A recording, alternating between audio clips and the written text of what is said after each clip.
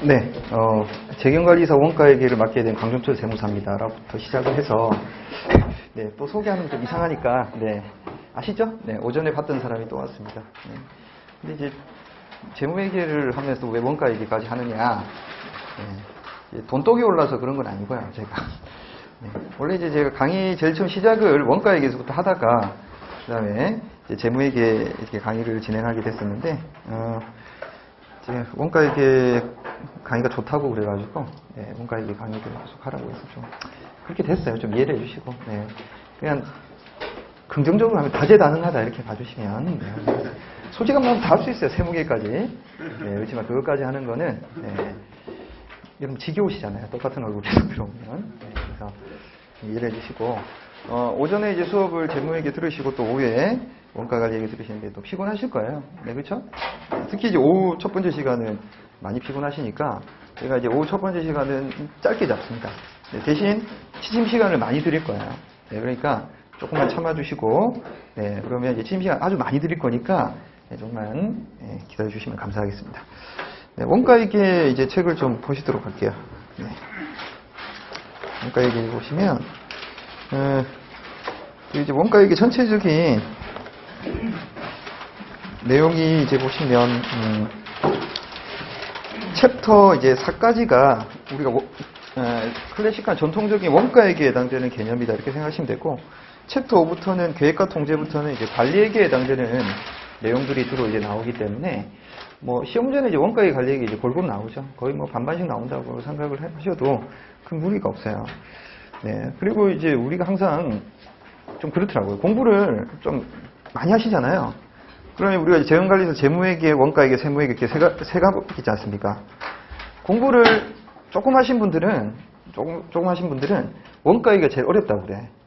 근데 이제 공부를 많이 하신 분들은 원가회계가 제일 쉽다 이렇게 이야기를 하시더라고요. 왜냐하면 재무회계하고 세무회계 같은 경우에는 원칙이 있지만 거기 이제 예외적인 사항들 같은 것들을 이제 정리를 잘 하셔야 되는데, 원가회계는 뭐 예외고 이런 게 없어요. 틀이 딱 정해져 있으니까 그 틀만 잘 숙지를 하셔가지고 문제를 푸시는데 적용하면 뭐 따로 예외적인 사항 이런 것들이 큰 의미가 없기 때문에 많이 쉬울 수가 있습니다. 네, 공부를 많이 한다면, 네, 공부 많이 해야 되는 부분들이고, 그러니까 숫자적인 내용들이 이제 플러스 마이너스뿐만 아니라 이제 뭐 조금 기초적인 수학적인 내용들 뒤에 특히 어느 부분이냐면 챕터 6에 의사결정을 위한 원고 정보의 활용에 뭐 자본 예상감 하면 현재 가치를 아까 오전에 보시는 현재 가치 있죠? 그걸 이용해서 조금 재무관리라고 하는 학문에서 응용될 수 있는 부분들을 좀 많이 다루거든요. 그 부분을 좀 어렵게 생각하시는데 또 마찬가지 재무회계처럼 어떻게 해야 된다?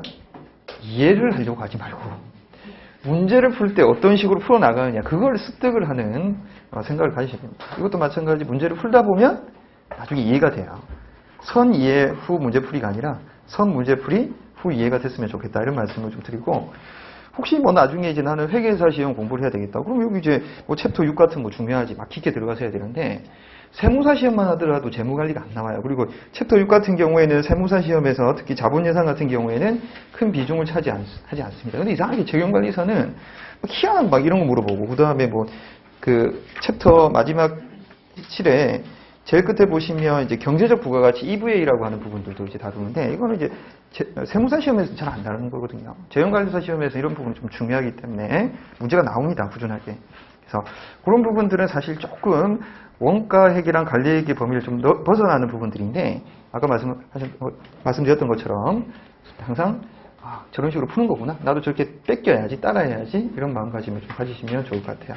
근데 그거 외에는 좀 그렇게까지 크게 어렵지 않아요. 근데 다만 좀 어렵게 생각하시는 부분이, 어느 걸 많이 어렵게 생각하시느냐, 챕터 3에 보시면 이제 표준원가 계산이라고 되어 있거든요. 챕터 3의 표준원가 계산. 그걸 좀 많이 어려워하세요. 네. 혹시 이미 공부하신 분들은 뭐 쉽다고 생각하시는 분 있을 수 있겠지만 어려워. 맨날 설명하면 어떻습니까? 이걸 설명하고 난 그 다음 주부터 사람이 안 나오기 시작한다고. 뭐지 이게 뭐, 이게 나랑 안 맞다. 아까 전에 말씀드렸던 재무회계는 뭐 파생 상품이 이거 이제 약간 뒤쪽에 있잖아요. 그나마 좀 나은데 이거 이제 앞에 챕터 3에 나오다 보니까 이게 장난이 아니라고. 그래서 이제 어떻게 하느냐? 저는 표준원가를 제일 마지막에 합니다. 제일 마지막에 할 거예요. 제일 마지막 시간에. 네. 그래서 이번에 그 강의 시간이 15시간인가 아시죠? 18시간. 그래서 15시간인데 제일 뒤합니다. 그래서 정 안 되면 어떻습니까? 조금만 하고 그냥 끝내려고. 제일 마지막에. 네. 왜? 설명을 하는 저나 듣는 여러분이나 괴로워요? 고통스러워요? 문제가 나오면 이제 몇 문제 정도 나오냐? 한 문제. 진짜 많이 나오면 두 문제인데, 한 문제 나왔다고 진짜. 그 한 문제가 아까 전에 말씀드렸던 상중, 하중에 어디에 거칠 가능성이 크다? 난이도 상에 거칠 가능성이 제일 큰 게 이제 표준원가 계산이에요. 푸는데 최소한 1분 30초에서 2분 가까이 드는 거. 그런 문제이기 때문에, 제일 마지막에 하겠습니다. 그럼 이제 여러분 마음 편해지잖아. 어차피 제일 마지막에 안 나올 건데, 그럼 어때요? 괜히 뭐 난이도 상고 어차피 안 풀 거. 끝까지 이제 나중에 편한 마음으로 어떻습니까? 좀 앞에 좀 듣다가, 이제 9월달쯤 되면 이제 해이해지니까 그냥 나오시 마자. 그러면 이제 둘 다 여러분이랑 저랑 다 좋아지는 거, 마음도 좋아지고, 정신건강 좋아지면서 정인관리사 시험 합격할 수 있는. 자, 그런 어떤 흐름이 있기 때문에 제일 마지막에 하도록 합니다. 표준효과 계산. 그것만 좀 그렇게 기억을 해주시면 좋겠어요. 내용이 많아요. 많은데 어떻습니까? 이해하기가 제일 어려워. 문제는 한 문제 나와. 한 문제, 두 문제. 근데 이것도 어떻습니까? 푸는 그 요령이 있어요. 푸는 요령이. 그 틀을 하나만 말씀을 좀 드릴 거예요. 틀을 하나만 말씀드릴 건데, 근데 이제 제가 나중에 표준원가 계산할 때 계산 문제가 시간이 많이 걸립니다. 대신 이제 말 문제는 어떤 것들이 나올지를 말씀을 드릴 테니까 그런 것도 좀 숙지하시고. 그러니까 표준원가 계산이 두 문제가 나오면 한 문제는 계산 문제, 한 문제 말 문제잖아요. 그럼 뭐만 풀면 돼요? 말 문제만 풀면 되는 거야. 계산 문제는 어떻습니까? 맞출 수 있어요. 어떻게? 잘 찍으면. 잘 찍으면 맞출 수 있기 때문에. 그 나중에 찍는 요령도 말씀드릴게요. 이렇게 나왔을 때 1, 2, 3, 4 중에 이렇게 찍으면 답이 맞춰질 확률이 커지는 거니까 그렇게 편하게 좀 생각을 해주시면 좋겠습니다. 그래서 가급적이 어렵고 복잡한 거는 어떻습니까? 나중에 하고 그 다음에 많이 줄이겠다 이렇게 생각하시면 돼요. 그래서 이제 처음에 어디를 좀 보시냐면 이제 챕터 1의 원가액의 기초 부분들 좀 보도록 하겠습니다. 14페이지 보시면 뭐 1번에 회계의 체계 있죠? 그림만 보시면 좀 될 텐데 회계는 이제 재무회계 관리회계 나온 이거 오전 했는데 재무회계는 외부 이용자, 주주 채권자를 위한 회계, 관리회계는 내부 이용자를 위한 회계다. 이렇게 나와 있습니다. 근데 이제 우리가 책 제목은 원가 관리회계인데 여기는 관리회계하고 원가회계 이제 좀 구분을 할 거예요. 여기서부터는 관리회계, 재무회계, 이제 원가회계는 조금 다른 측면을 좀 보시면 좋겠고, 뭐 가로 1번에 재무회계, 오른쪽에 가로 2번에 재무회계 있는데 표 1-1 있죠? 여기서도 별표를 치셔야 돼요. 원가회계에서도 재무회계, 관리회계 차이점을 물어볼 수 있기 때문에 표 1-1에 재무회계와 관리회계 그걸 이제 별표를 치셔가지고 그걸 좀 해야겠습니다. 15페이지 표 1-1 그림 말고 재무회계, 관리회계 차이점 있죠? 목적, 재무회계 외부, 관리회계 내부 경영자, 재무회계 외부 이용자. 그 다음에 이용자는 아까 말씀드렸던 외부 이용자, 주주, 채권, 정부. 그 다음에 관리회계는 내부 이용자, 주로 경영자다. 그 다음에 이제 보고수단에 해당 일반 목적을 위한 재무제표고, 관리회계는 특수 목적의 재무제표와 기타 보고서인데, 일반 목적이라고 하는 건 쉽게 생각하시면, 그렇습니까? 이게 이제 외부 정보 이용자는 그때 앞서 말씀드린 것처럼 주주만을 위한 정보를 만들지 않아요. 채권자를 위한 정보만을 만들지 않아요. 그러니까 범용적인 정보를 만들죠. 그게 이제 일반 목적의 재무제표다 이렇게 생각하시면 돼요. 모든 외부 이용자에게 도움이 되는 정보인데 관리회계는 그게 아니에요. 그냥 CFO, 재무책임자가 만들어 달라고 하는 관리회계 정보가 있고 경영자가 만들어 달라는 재무정보가 있고 그 관리회계 정보가 있고 다 다양해요. 그러니까 그게 이제 특수 목적이라는 거죠. 범용성이 없습니다. 그거는. 그 다음에 보고서 작성 이유가, 보고수단이 일반 목적을 위한 재무제표, 그거 말씀드렸고, 보고서 작성 이유가 법에 의한 요구, 그게 뭐였어요? 기업회계 기준이라고 했죠? 국제회계 기준이라든지 일반 기업회계 기준, 관리회계는 필요한 목적을 달성하기 위한 것이다. 준거 기준, 기업회계 일정한 기준, 관리회계는 그거 없다. 정보의 내용 및 속성, 재무회계는 과거지향적, 객관적 정보, 그 다음에 관리회계는 미래지향적, 목적적 합성 강조. 그래서 관리회계 같은 경우 예산 회계할 때도 뭘 하는 거다? 관리회계 하는 거야. 미래에 관련된 정보를 짜야 되는 거니까. 그래서 거기서는 이제 이용자하고 준거 기준을 특히 좀 체크를 잘 하셔가지고 이용자, 준거 기준의 구분 그런 것들을 좀 잘 기억을 해주시면 좋겠습니다. 근데 이제 이용자의 그 재무회계 같은 경우는 정부도 있잖아요. 정부. 근데 정부가 재무회계 이용을 왜 하지? 제가 앞선 시간에 말씀드렸다시피 법인세 신고를 할 때 뭐를 제출한다? 재무제표를 제출해야 되잖아요? 그러면 법인세 신고를 어디에 하는 거예요? 국가에 하는 거잖아요. 예, 국세청. 자, 거기서도 요구할 수도 있다는 거죠. 자, 그 다음에 이번에 이제 원가액에 의의에 해당되는 부분들인데, 원가액에는, 여기 이제 보시면 재무회계, 네. 관리회계. 옛날에는 이 그림이 있었는데, 이 그림이 없어진 것 같은데, 이 부분이 이제 뭐다? 원가회계가 될 수 있다. 이렇게 생각을 하시면 돼요. 네. 그러니까 원가회계 정보는 재무회계에서도 필요로 하고, 관리회계에서도 필요로 하게 된다. 생각하시면 되죠. 그래서 원가회계 정보가 재무회계에 필요한 경우는 주로 어떤 경우 있어요? 재고자산 부분이죠. 재고자산이라든지 또는 매출원가 계산을 하기 위해서는 원가회계라고 하는 것은 주로 이제 뭐와 관련된 제조기업의 제품원가 계산이 주예요. 물론 이거 아닌 경우도 있겠지만 그 제조기업의 제품원가 계산이라고 하는 것은 우리가 재무회계에서 재고자산과 매출원가에 해당되는 흐름하고 관련이 클 거니까. 네, 그렇죠? 네. 그 다음에 이 원가회계를 하는 방법을 이용해서 관리회계에 활용을 한다 이렇게 생각을 좀 하시면 되겠어요. 그래서 15페이지에 원가회계란 재무회계와 관리회계에 필요로 하는 원가 정보를 제공하기 위해 제조활동과 연구활동에 관한 원가 자료를 확인, 분류, 지켜야 합니다. 즉 원가회계는 밑줄 그으시죠? 재무상태표상의 재고자산 가액을 결정하고 손익계산상의 매출원가를 결정하는 데 필요한 원가 자료를 제공할 뿐만 아니라 그죠? 예산 설정, 경영활동의 통제, 성과평가 등 관리적 의사결정 등에 수행하는 데 필요한 원가 자료도 제공. 네. 그래서 예산 설정부터가 뭐가 된다? 관리회계 바탕입니다. 네. 예산 설정, 경영활동 통제, 성과평가를 할 때 이 원가회계 분석의 틀을 이용해서 하는 경우들이 많기 때문에 순서가 항상 원가회계하고 그 다음에 관리회계 하는 겁니다. 네. 그 다음에 넘기시면 뭐 이런 것들이 이제 말문제로 나오는 것들이니까 이렇게 되죠.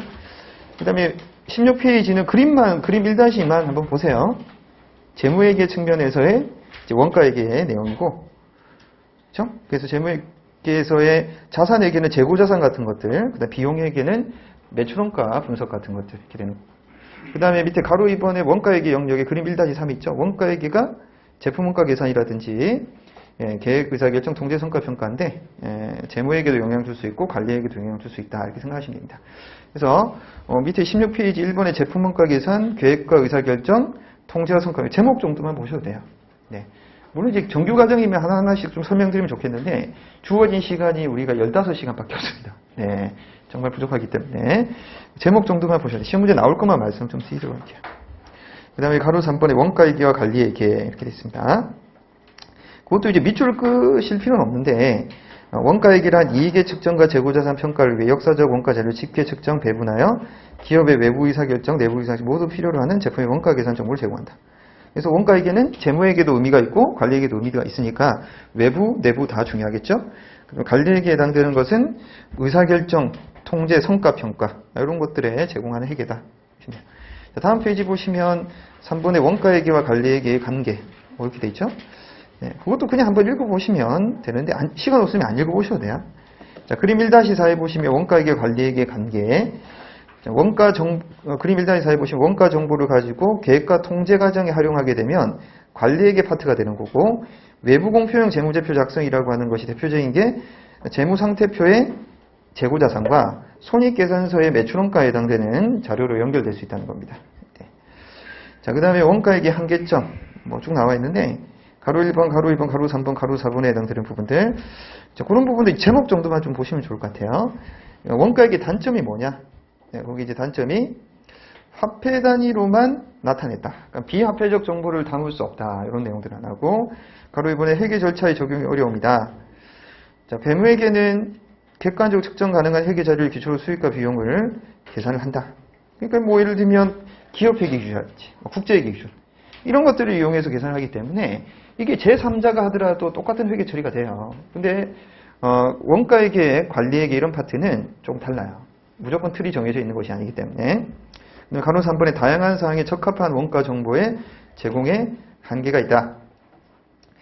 네, 뭐 그런 부분 제목만 보시면 되고 그 다음에 가로 4번에 비용과 효익의 분석. 이거는 앞서 재무회계에서 마찬가지. 내가 좋은 원가 정보를 파악을 하는데 돈이 30억 든다. 근데 우리 회사가 매출이 1억짜리 회사야. 굳이 이런 것들을 정확하게 할 필요가 없다는 이야기죠. 네.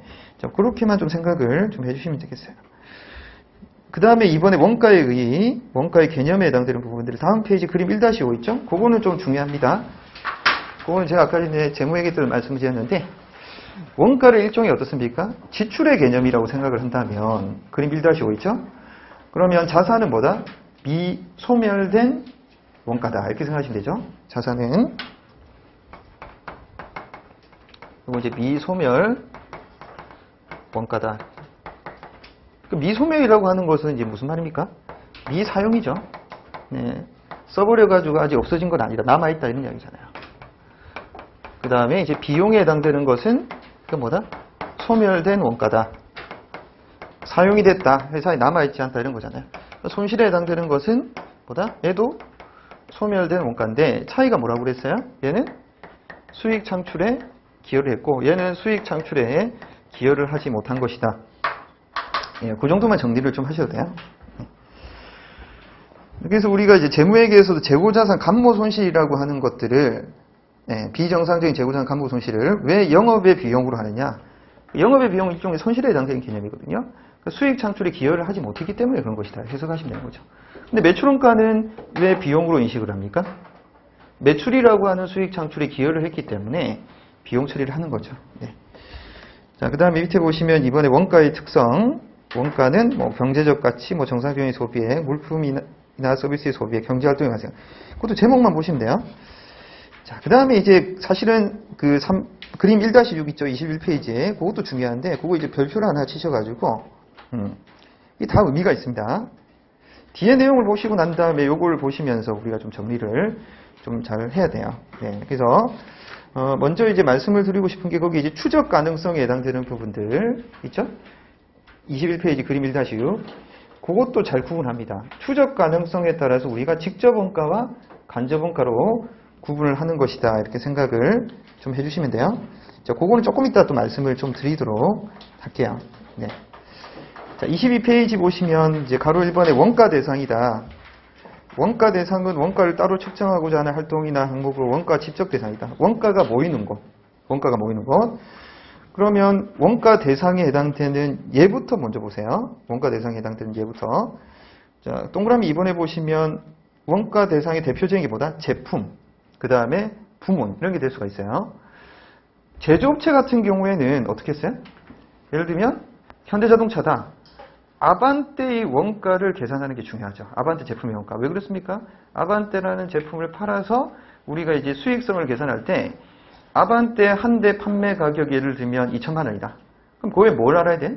그 아반떼의 제품 하나에 투입된 제조원가 이게 중요하다는 거죠. 그러면 그때는 제품이 될 수가 있고 부문이 원가 대상이라고 하는 것은 예를 들면 법무법인이다. 그렇죠?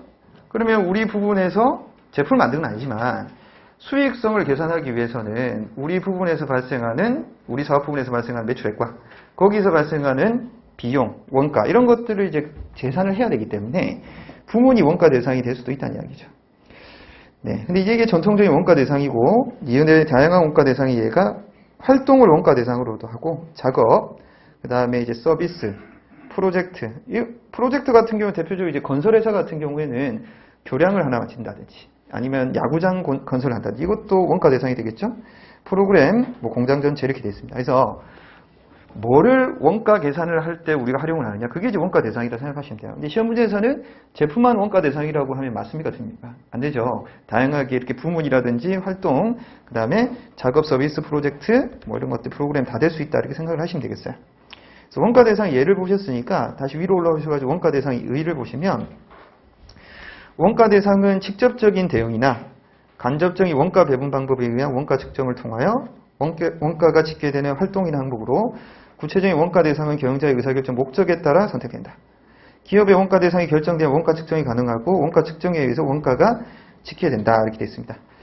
직접적인 대응에 해당되는 것이 이게 이제 직접비라고 하는 것이고 간접적인 원가 방법에 의한 원가 측정을 통하는 것이 이게 이제 간접비다. 이렇게 생각을 하시면 되겠어요. 그러면 어떤 경우가 있냐면 이건 제가 원가 배분의 예로 많이 쓰는 건데 여기가 이제 현대중공업이라고 가정을 할게요. 여기서 뭘 만들어요? 여기서는 네, 예를 들면 여기 이제 유람선이다. 네, 여기 이제 유조선이다. 똑같이 생겼는데 그냥 이제 이건 동그랗잖아. 여기 위에는 네모나고. 네. 잠수합니다. 이걸 만들어내잖아요. 그렇죠? 자, 이런 이제 현대중공업 같은 경우에는 뭐별로? 유람선, 유조선, 잠수함 각각 제품별로 원가를 계산하고 싶어요. 왜? 판매 단위가 이렇게 되니까. 그러니까 각각의 제품별로 수익성이 어떻게 되는지 판단하려면 유람선의 원가를 계산해야 되고 유조선의 원가를 계산해야 되고 잠수함의 원가를 계산해야 돼요. 네. 그러면 여기 이제 원가를 계산하는데 문제는 유람선에 들어간 재료, 그다음 유람선에 들어간 인건비. 이거는 뭐가 되는 겁니까? 거기서 말하는 직접적인 대응이 되는 비용들이에요. 직접적인. 이 제품의 원가 대상이 직접 대응이 돼요. 근데 문제는 이런 게 있어요. 여기 이제 엔지니어들이 예를 들면 유람선을 만드는 직원들이 공장의 식당에 가서 밥을 먹잖아요. 밥을 먹어요. 일종 이게 뭡니까? 복리후생비 같은 거잖아요. 그럼 이 복리후생비에 해당되는 비용도 이 유람선의 제품의 원가에 포함이 된다, 안 된다? 돼야 될까, 안 돼야 될까? 잘 생각해 보시면 이 사람들이 어떻습니까? 밥을 먹여야지 힘이 나가지고 어떤 유람선을 만드는데 기여를 하는 거 아니야. 그러면 여기서 발생하는 식당에서의 원가는 유람선을 만드는데 유람선을 만들어서 이 유람선에서 제품을 팔아서 수익을 얻는데 기여를 해요, 안 해요? 기여를 하지. 밥심으로 사람이 일하잖아. 이 기여를 하는 거야. 그럼 이러한 원가도 어떻습니까? 이 유람선을 만드는 제품의 원가에 포함이 돼야 되는데 식당의 원가는 어떻습니까? 유조선에 있는 직원들에게도 도움을 주고 잠수함에 만드는 직원에게도 다 어떻습니까? 기여를 하잖아요. 섞여 있다고. 이런 것들이 지금 뭐다? 간접적인 원가 매분 방법에 따라서 원가가 나눠져야 되는 거라고. 직접적이지 않단 말이에요. 그래서 이런 것들까지 포함을 해서 원가 계산을 하게 되는 것이다. 그래서 대표적인 게 이런 식당에서 발생하는 원가들, 이런 것도 이제 보조 부분이라고 하거든요. 뒤에서 또 보시겠지만 이러한 이제 원가들이 뭐가 된다? 간접비에 해당되는 예가 될 수 있다. 이렇게 생각을 하시면 되겠죠. 자, 그런 것들을 측정을 해서 계산을 한다 생각을 하시고